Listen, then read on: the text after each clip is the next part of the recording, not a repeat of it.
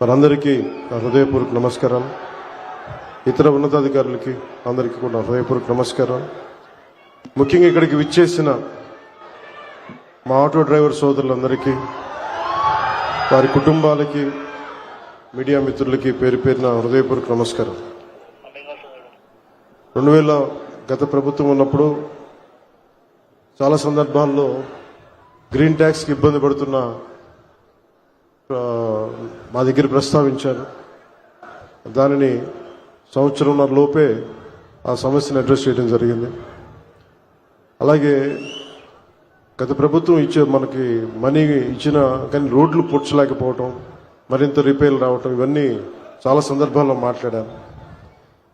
ముఖ్యంగా స్త్రీ శక్తి ఈ ఉచిత బస్ ప్రయాణం ఈ పథకం కింద ఇది ఇచ్చినప్పుడు మొట్టమొదటిసారి క్యాబినెట్లో ప్రవేశపెట్టినప్పుడు ముందుగా ఆలోచించింది మీ ఆటో డ్రైవర్ మీ వృత్తి మీ గురించి ఆలోచించాం. ఫస్ట్ ఏదన్నా ఉచిత బస్సు ప్రయాణం ఇస్తే ఆటోలకు ఇబ్బంది అవుద్ది, వారి ఉపాధికి ఇబ్బంది అవుద్ది, అందరూ బస్సులో వెళ్ళిపోతే మా పరిస్థితి ఏంటని ఖచ్చితంగా అంటారనేది ఆ రోజు క్యాబినెట్లో ప్రస్తావిస్తే గౌరవ ముఖ్యమంత్రి గారు ఒకటే ఇచ్చారు, ఎట్టి పరిస్థితుల్లో కూడా వారిని నిర్లక్ష్యం చేయం, వారికి ఏ సమస్యలు ఉన్నా సరే వారిని ఎలా కాంపెన్సేట్ చేస్తాం దాని మీద కొంచెం సమయం కావాలని మనస్ఫూర్తిగా ఆయన ఆ రోజు చెప్తే మేమందరం బలంగా నమ్మాం.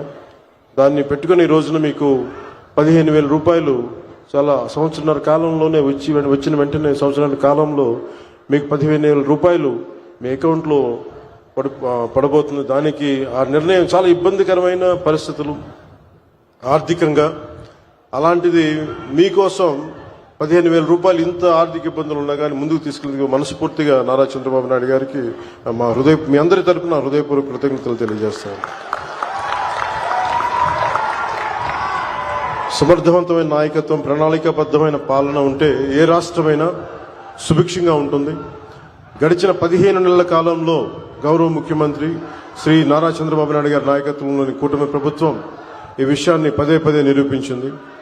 ఆ క్రమంలో ఇందాక మీకు చెప్పినట్టుగా ఆడపడుచులకు ఇచ్చిన మాటలు నిలబెట్టుకునే పరిస్థితుల్లో మీకు ఆటోలు, క్యాబ్లు నడుపుకుంటూ జీవనం సాగించే వారిపైన ప్రభావం చూపించింది. అందుకనే ఈ రోజున 15,000 రూపాయలు మీకు ఇచ్చి మీకు చిన్నపాటి వెన్నుదన్నుగా ఉన్నామని తెలియజేసుకుంది కూటమి ప్రభుత్వం. అలాగే ఎన్నికల ముందు నేను పిఠాపురం పర్యటనలో నేను ఆటోలో ప్రయాణించినప్పుడు ఆ ఆటో డ్రైవర్ నాకు సందర్భంగా చెప్పారు, ఆటో డ్రైవర్ సోదరులకు ఎదురే ఇబ్బందుల్ని మాకు ప్రత్యేకించి వివరించారు.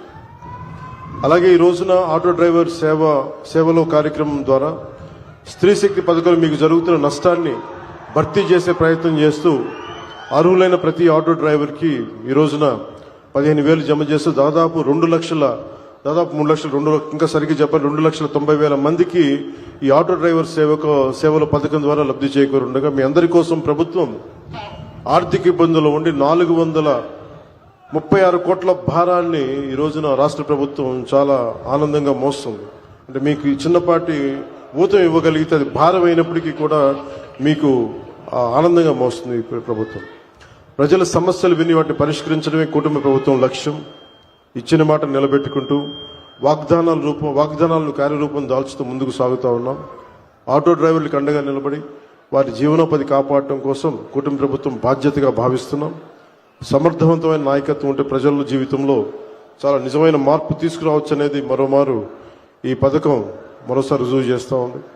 అలాగే మీకు ఇంత కష్టాల్లో కూడా మాకు సహకారం అందిస్తున్న గౌరవ ప్రధాని శ్రీ నరేంద్ర మోదీ గారికి మనస్ఫూర్తిగా ధన్యవాదాలు తెలియజేసుకుంటూ ముఖ్యమంత్రి శ్రీ చంద్రబాబు నాయుడు గారి నాయకత్వం భవిష్యత్తులో మీకు ముఖ్యంగా ప్రజలతో పాటు మీకు ప్రత్యేకించి ఆటో నడుపుతున్న సోదరుల కుటుంబాలకి మీ అందరికీ కూడా మేము అండగా ఉంటామని తెలియజేసుకుని సెలవు తీసుకున్నాను. జై హింద్. ధన్యవాదాలు రాష్ట్ర ఉప ముఖ్యమంత్రి వర్యులు శ్రీ పవన్ కళ్యాణ్ గారు. ఇప్పుడు లబ్ధిదారులకు చెక్ పంపిణీ కార్యక్రమం. ఆటో డ్రైవర్ల సేవలో మరో గొప్ప హామీని కూటమి ప్రభుత్వ సాయంతో రాష్ట్ర ముఖ్యమంత్రి వర్యులు వారి చేతుల మీదుగా 400